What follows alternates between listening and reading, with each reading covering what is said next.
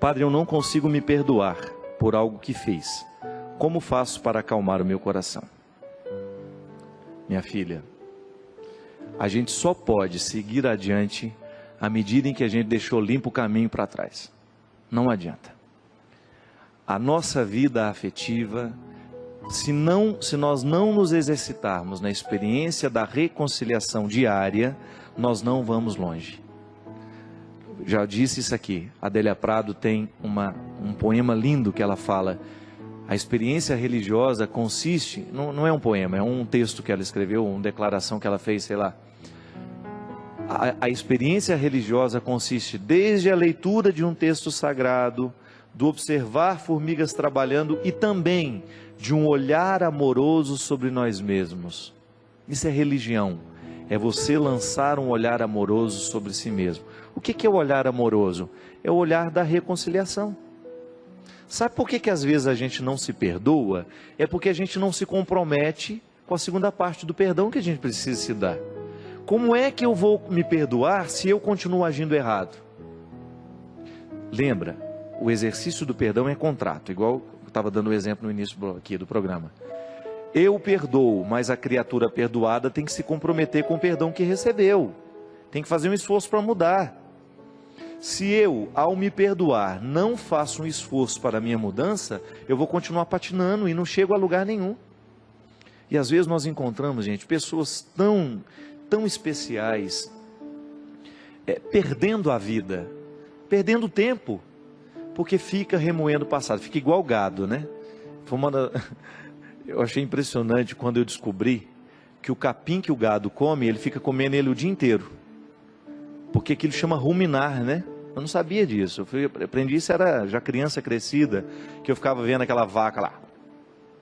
Parecia que estava chupando uns chicletes, né? E eu perguntei à minha irmã, quem que dá chiclete para a vaca ficar mastigando desse jeito, né? A Cida morava na roça naquela época. Eu passava as minhas férias lá em Albertos, uma roçazinha que tem lá perto de Formiga. E aí ela disse, não, ele não está mastigando chicletes, ele está ruminando. E ruminando o alimento, é extrair do alimento o máximo que ele pode lhe dar. Pelo amor de Deus, não vai ficar ruminando o peixe que você comeu, né? Joga para dentro, traz para fora, joga para dentro. Só o gado é que sabe fazer isso. A gente rumina de outro jeito. Mas o alimento que ele comeu, ele volta, né? E fica fazendo aquele processo. Ele está extraindo o máximo do que o capim pode lhe dar. Isso é ruminar.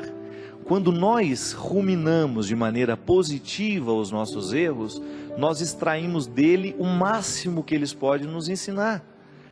Caso contrário, eu fico, desculpe a expressão, comendo o próprio vômito.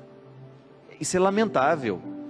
Quando você fica se alimentando o tempo todo do que não deu certo. E lembra toda hora, ai meu Deus, mas eu não fiz, mas eu não dei conta. Pelo amor de Deus, é virar a página e continuar. Nós precisamos acreditar o tempo todo nisso, minha gente, senão a nossa vida é impraticável. Ela é impossível. Não adianta a gente ficar esperando a perfeição, ela não vai chegar em nós. Nós não seremos perfeitos. O máximo que a gente vai conseguir é ser santo. E ser santo é você reconciliar as suas imperfeições com você mesmo e você começar a trabalhá-las para que elas se transformem em virtudes. O bom santo é aquele que fez dos seus pecados uma grande virtude. É o que a igreja nos ensina, é o que a igreja nos sugere. O cristianismo só é saudável à medida em que ele nos inspira a lidar bem com as nossas misérias. Eu não sou escravo das minhas misérias. Não sou eu que pertenço às minhas misérias. As minhas misérias é que me pertencem. É igual o exemplo que eu dei, né? Eu tenho um amigo que tem tanto ciúme do carro dele, mulher não pode abrir a maçaneta, senão a unha dela arranha a maçaneta. A gente não pode entrar com o pé meio suspeito, porque pode parecer que está sujo e vai sujar o carro dele lá dentro. Aí um dia eu perguntei, peraí, é você que é dono desse carro ou esse carro que é dono de você? Quem é que manda em quem nessa história? O mesmo acontece com as nossas imperfeições. Quando nós começamos a dar às nossas imperfeições o poder de nos comandar. Quando nós começamos a autorizar os nossos defeitos a serem a centralidade da nossa vida. Nós não podemos centralizar os nossos defeitos e torná-los o motor, né? A engrenagem, a peça de engrenagem. O que é a peça da engrenagem? É aquela que faz o motor funcionar, rodar. A máquina roda a partir do funcionamento da engrenagem. Se eu coloco na engrenagem principal os meus defeitos, então eu vou girar em torno dos meus defeitos. E dificilmente eu vou conseguir enxergar neles algum processo de mudança. Agora, se eu coloco a minha atenção nas minhas possibilidades, então eu vou colocar todo o meu empenho, a minha vontade nas minhas possibilidades. Por que o invejoso não vai para frente? Porque o invejoso vive olhando para o quintal do outro. Ele não é capaz de administrar a própria vida, mas ele deixa que o outro, com seu sucesso, fique administrando a vida dele. O invejoso, na verdade, o que ele é? É uma pessoa extremamente infeliz. Ele não consegue viver a própria vida porque ele quer a vida do outro.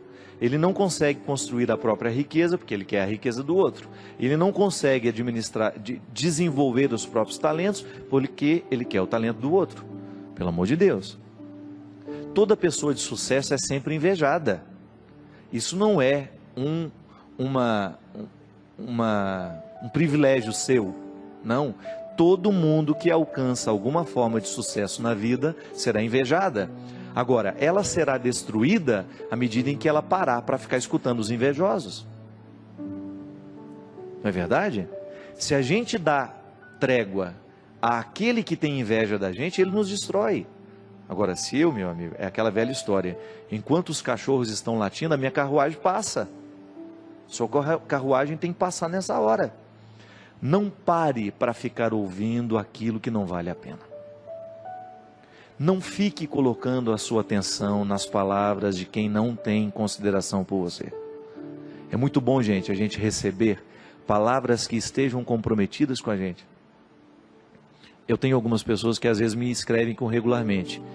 E às vezes eu comecei a observar que tem algumas delas que só escrevem para falar defeitos. Que nos últimos 5, 6 e-mails eu não encontrei uma palavra assim de, olha, estava legal isso. Não, é sempre salientando um defeito. Eu não quero isso para a minha vida. Eu só vou aceitar a correção fraterna de quem sabe colocar o que diz de maneira carinhosa e que não faz da sua conduta excessiva de correções. Eu não preciso disso, eu já tenho maturidade suficiente para saber os caminhos que eu quero trilhar. Agora, os amigos que estão próximos me corrigirão na medida certa. Eu não quero dar a alguma pessoa que é apenas conhecida a autoridade de ficar me corrigindo todo dia. Bem, será que parou para perguntar qual é a opção que eu fiz? Por que eu fiz daquele jeito? Por que falei daquela forma? Não.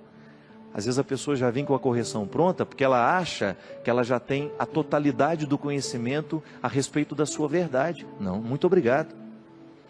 E às vezes o nosso erro, a nossa infelicidade nasce disso. Quantas pessoas você encontra infeliz, mas infeliz mesmo? Eu encontro essas pessoas. Elas estão profundamente infelizes porque elas começaram a colocar o ouvido delas numa parede em que ela só escuta inveja. Não tem aquela história, gente? Eu colocava o copo para a gente escutar, o outro falando mal da gente. Olha que imbecilidade. Vê lá se eu quero ouvir o outro falar mal de mim agora. Eu não. Quero ouvir correções fraternas, isso sim. Agora, o outro falar mal de mim. Eu me lembro uma vez, estava fazendo a tenda do Senhor com o Padre Léo. Aí eu estava falando assim, a gente estava dizendo, né, às vezes de pessoas que criam comunidade para falar mal do outro. E aí, ele falou, e você tem um trem desse? Eu que me livre de criar um espaço para o outro falar mal de mim. Já chego que fala, e é verdade. Às vezes nós colocamos o copo na parede para ouvir o que o inimigo está falando de nós. Cuidado. Porque às vezes nós fazemos a escolha errada aí. Para que querer saber o que não vai edificar? Recorda-se dos 3 filtros de Aristóteles? Aquilo que você vai me dizer é bom? É verdadeiro? Tem utilidade? Então, se não é bom, se não é verdadeiro, se não tem utilidade, para que você acha que eu quero saber isso? A mesma coisa. Às vezes nós passamos parte do nosso dia investigando o que o outro falou ou deixou de falar de mim. Não, muda isso. Se você tem esse hábito, começa a colocar atenção no que você pode. O que o outro fala de ruim de você, se não é para lhe edificar, esquece, não põe atenção. Não demore nem 2 minutos do seu tempo para prestar atenção naquilo. Nem 1 minuto. Volto a dizer, a correção que vale a pena é aquela que está no processo do comprometimento. O outro me conhece, o outro sabe quem eu sou e ele tem uma palavra para me edificar. Mesmo que seja de correção. Mesmo que seja para me chamar a atenção de um detalhe que eu preciso mudar e que eu não estava percebendo. Minha gente, nós podemos fazer essa comparação de maneira muito bonita. Quem fala do outro lado mal de nós e o tempo todo quer nos colocar tristezas e desesperos é o diabo. E o diabo se utiliza de pessoas para fazer isso com a gente. Quantas pessoas desistem na vida justamente porque deu ouvido ao diabo, mas não é o diabo chifrudo, é o diabo que anda no meio de nós, que tem saia, que veste as mesmas roupas que nós, que sorri do mesmo jeito que nós, que parece ser seu amigo, mas não é. Então nós temos que neutralizar o poder do diabólico. Nós não podemos, se dentro do seu trabalho você tem uma pessoa que fala mal de você, comece a neutralizá-la. Sabe como? Deixando de dar atenção ao que ela fala e você dando a ela um tratamento melhor que você pode. A pior maneira de cuidar de inimigos é sendo inimigo dele também. A pior maneira de você cultivar, não há solução nisso. Se você quer neutralizar o poder do seu inimigo, trate bem. É o melhor jeito. Se você mantém a distância necessária, porque é seu inimigo, tudo bem. Você tem o direito de dizer, não fará parte do meu convívio. Mas trate bem sempre que você tiver a oportunidade. É um jeito que você tem de fazer Deus vencer. Deus vence nessa hora. Quando ao invés de nós tratarmos com indiferença, quando ao invés de nós tratarmos com agressividade, a gente muda a regra. E às vezes nós conquistamos as pessoas dessa forma, minha gente. Muitos inimigos são nutridos, é porque a gente não tem a coragem de desafiá-los. Eu mesmo.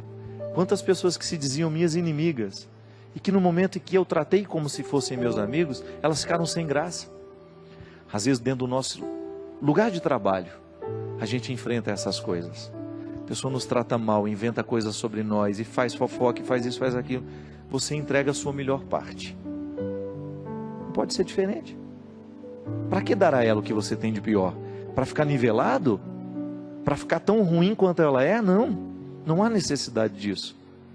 Deus tem que nos inspirar o processo da melhoria. E isso é salvação. Isso é cuidar. É o que Deus me convida, é o que Deus te convida, e que nós não estamos fora. Como eu dava o exemplo da dengue. Quantas vezes nós criamos focos de coisas ruins? Por causa do nosso descuido, da nossa preguiça de levantar, de ir lá resolver a situação, de jogar a água podre fora, de jogar a palavra podre fora. Eu não quero guardar isso que você me deu. Eu jogo fora o que você vomitou em mim, eu não quero isso. Eu não vou guardar essa palavra de agressão, eu não vou guardar a sua agressividade, porque ela é sua, ela é fruto do seu desequilíbrio, e eu não quero guardar isso dentro de mim. É direito meu, é direito seu. Olhar nos olhos das pessoas que lhe agridem e dizer isso. Guarde a sua agressividade para você. Se ela é a sua pior parte, resolva-se com ela. Eu não tenho a obrigação de trazer para dentro de mim a pior parte. Tanto é que você está jogando fora. Se ela fosse boa, você guardaria.